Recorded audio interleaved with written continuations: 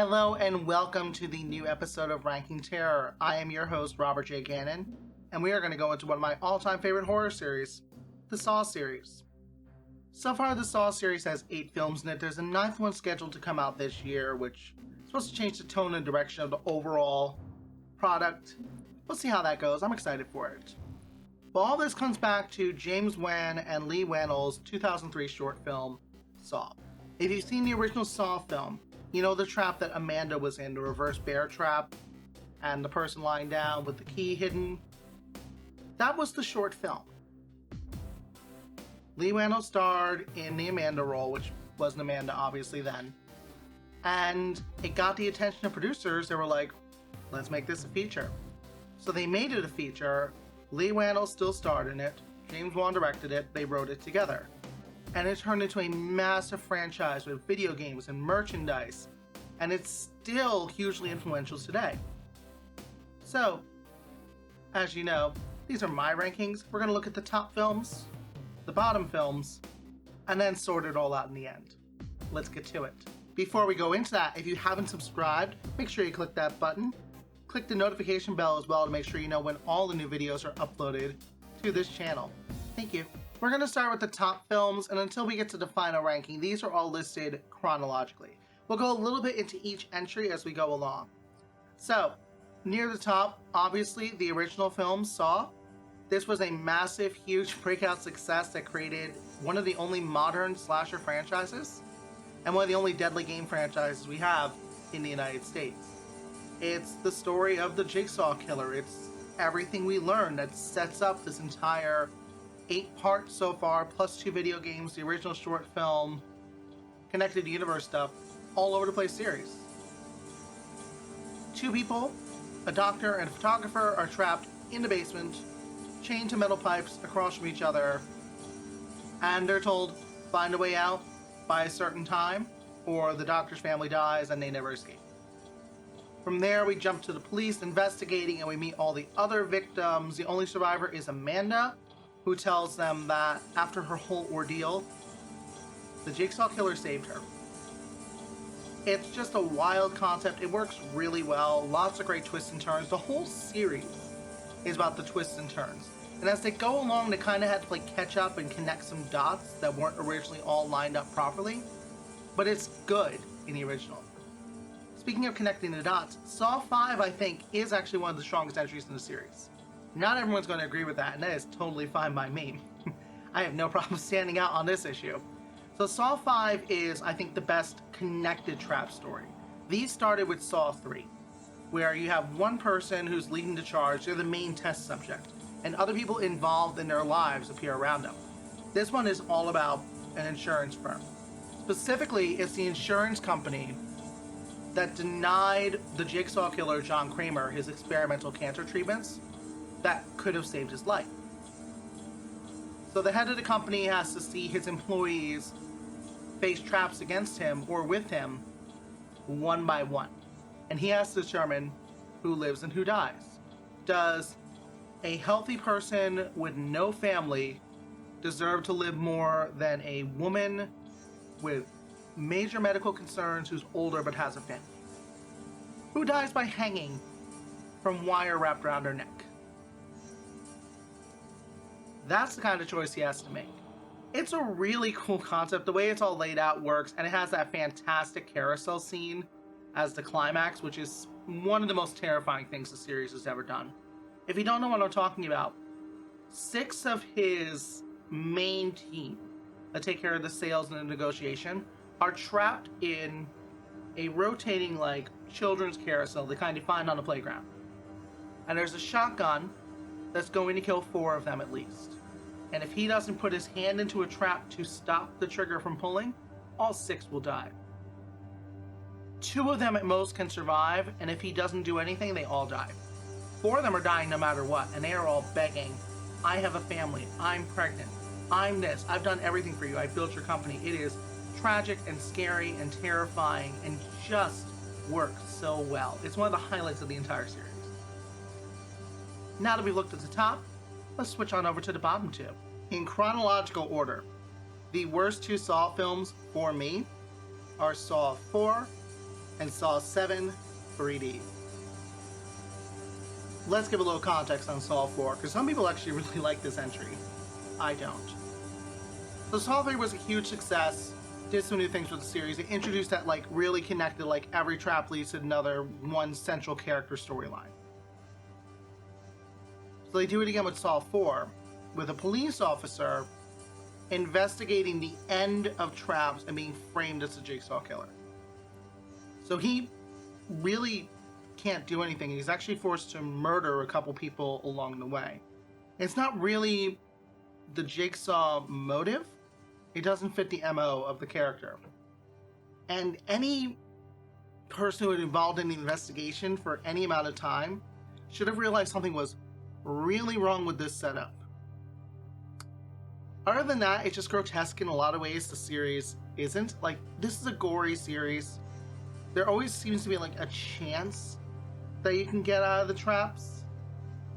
And if there isn't to this point, there's a reason why. This one, everything was doomed to fail. And I mean failure is in someone has to die on each trap, or there was never a way of escaping. That opening sequence, I remember being at the Fangoria Weekend of Horrors where they introduced it. And they showed us the footage of the guy with, like, all the piercings and the chains attached to them, and he's going to die if he doesn't rip all the chains out. I'm thinking, this doesn't seem passable.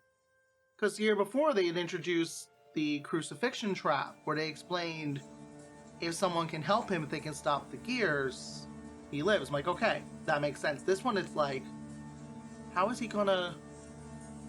And then he can't. And that's literally a plot point. Oh, he can't escape. And so many of these people can't escape. Like, even, like, there's a two-person trap for a husband and wife where one of them's guaranteed to die, and the one who doesn't die cannot escape by themselves. So the police have to rescue them now? That's the new jigsaw way, that someone has to come in and unhook you from the trap so you don't die? None of it works for me. I remember, here's the other story. I used to do, like, the Saw marathons we used to have at AMC theaters, where you'd watch Saw 1 into 2 into 3 into the new sequel at midnight. That is the most hostile crowd I've ever seen against a Saw film, the Saw 4 one. Whew, people were not having it. But it made for a nice dinner break for the Saw 5 and Saw 6 marathon.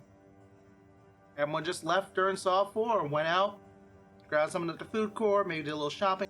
Whew, Saw 7, Saw 3D, Saw, the final chapter. Let's go into Saw 3D. This was meant to be the final chapter of the series, so they decided to destroy everything they could about it on the way out. Bye guys, we're gonna just explode the whole series around you. What they did to characters like Jill Tuck and Detective Hoffman and other people who had been in the series so far, just awful choices all around. The central figures are all really annoying. The new cop's personality is, I eat apples. Like, they had nothing. They were running on fumes. And then, like, if you remember in Saw 6, Tanedra Howard won that Scream Queen series on VH1. She got to do that awesome opening trap with a pound of flesh that we'll get into when we go to Saw 6. The winner of Saw 7, her role was being chained to the ground under a car tire so you couldn't even see half her face, just screaming racial epithets and curses. Why? Everything about this is a why. It was meant to be like this big 3D special effects showcase, and it looked terrible in 3D. I saw it in theaters. I did the midnight screenings. It was awful. Nothing about it is good. I know my bad movie sequels. I've seen all the Exorcist, all the Friday the 13th, all the Hellraiser series. I've seen all of these major slasher series just crash and burn eventually. I've seen the Texas Chainsaw Massacre series and the reboot and the series. I've seen Rob Zombie's Halloween's, okay? I know about bad sequels. Saw 3D, one of the worst of all time. Not one of the worst horror films, one of the worst sequels, because there's much worse standalones. We've looked at the best, and we've looked at the worst, top and the bottom. Let's just quick run down the ones that aren't quite the best or the worst in chronological order. I love Saw 2. Saw 2 is like the least connected Saw film for a reason.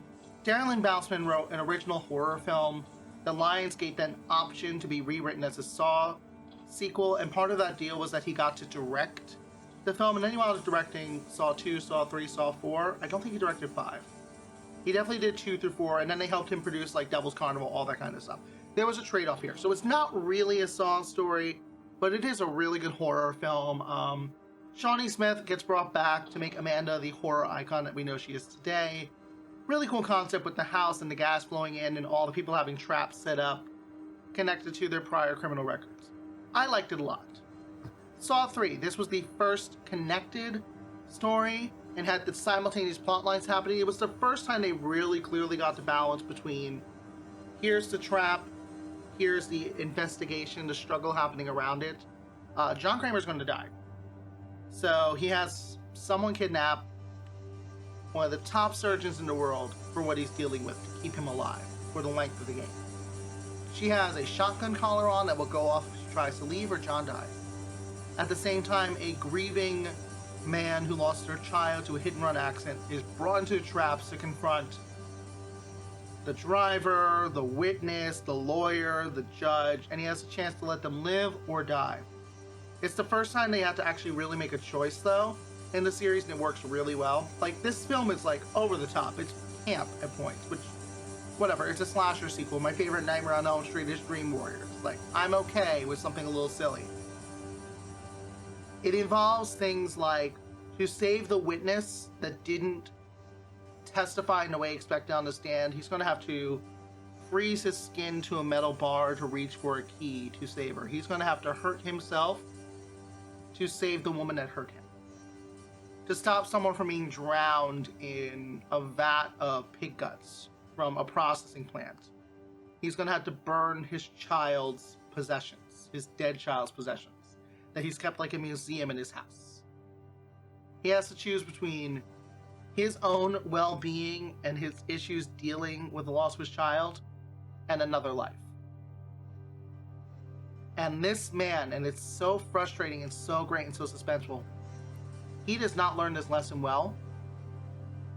All of these are actually some of the more beatable traps in the series, but it comes down to the man being willing to save people who he believes hurt him and his family, and he's not. And by the time he realizes, oh, I'm about to murder someone, it's too late. It's a tragic entry. I love it. Is it the best? No, but I think it's really well done. Saw 6. This is the second one in a row that was like, let's take a group of people that are connected and tell the story. It has come to the same issues as Saw 4, in that all the characters that are featured are just miserable. They're connected by, we're awful human beings and criminals. So like insurance fraud and robbers and all kinds of stuff. And they turn on each other on a dime on these collaborative traps. And I saw where the ending was going a million miles away, and I was actually happy to see it turn out that way, because that's how little I cared for these characters. It's well written, it's well acted. I think just the people they chose, the character types they chose, were too unlikable for this concept to really sell. Jigsaw, this was the reboot that didn't happen. I mean, it happened, it exists, but it was meant to be like, let's restart the series, and then people weren't having it. I usually forget this film exists, and then I'll see like a YouTube video pop up like, how to escape Jigsaw, and I'm like, what do you mean? All of them? Oh, yes, that one. It's not bad. It's another connected trap. They were trying to retcon some stuff. Like, Saw is always rewriting itself and kind of fixing the lore along the way to fill in the cracks. And Jigsaw just kind of threw a lot of that out. Especially stuff from films 3, 4, 5, 6, and 3D. So Magic just took place after Saw 2. It might actually be good. It's not bad. It's well made. The acting's good. The traps are good. It's just forgettable. Now that we've sorted everything out, let's take a look at the final ranking. At the top is the original Saw film, and I'm going to add an addendum to that. If I was ranking the short film among them, the short film would be on top. I think it's the best entry in the entire series. And then it becomes the best scene in Saw, which is the Amanda scene. Saw 5, I really like this one. I think it works really well. I think it's the best, like, to connect the storyline idea. If the series managed to find the right balance of characters, it could have gone on a long time that way with just some minor tweaks along the way. Saw 2. I really like this one. It's the least Saw of the Saw films, but it's a very good suspenseful horror film trapped in one location. Saw 3, the originator of the let's connect all the traps together. It works. I don't have complaints about it. It's also the chance where Shawnee Smith really gets to show her skills as an actress. This is the Shawnee Smith Stan account. You can get out if you don't like it. Saw 6. Like I said, the characters aren't the most likable, but the story works. I didn't get into it because of the characters, but the traps and the happenings outside with Jill Tuck are really good. Jigsaw. It's well made. It's just not the most unique in the series. Saw 4. This is the first entry that made me angry. This was the first entry to go, oh no, they've lost track. And Saw 3D. Just bad. The blood is pink. Because they said it had to be for 3D. But I've seen 3D films that had blood that looks like blood before. It doesn't look like my background on this side. That's not blood. That's Pepto-Bismol. And that is going to be it for the second ever episode of Ranking Terror. Once again, I am Robert J. Cannon. You can find all my links down below. It's 5 articles a week of sketching details, 5 days of streaming a week at twitch.tv/otherrobert. New videos every day on TikTok. All my social media handles are at Robert J. Cannon. Until next time, watch some horror. Check out the Saw series. Tell me what you think.